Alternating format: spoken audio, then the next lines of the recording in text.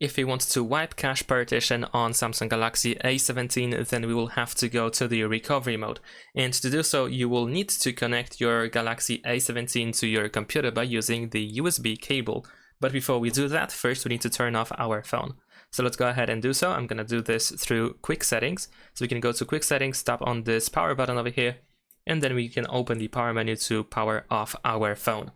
Now, we can prepare the cable, and we will have to press and hold the power button and volume up button at the same time.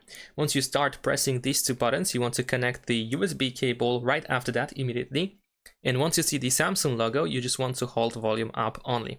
So let's get right into it. I'm gonna press both buttons. There we go, and let's connect the cable. And now just volume up. So now hold volume up until you see the recovery mode, which will take you like a few seconds. There we go. Once you are in the recovery mode, we can release the volume button. And over here we can navigate by using volume up and down buttons. And we need to go to wipe cache partition. And over here we just need to confirm by pressing the power button.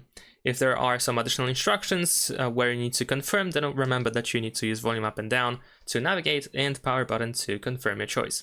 And that's pretty much it. Thanks for watching, leave a like and subscribe.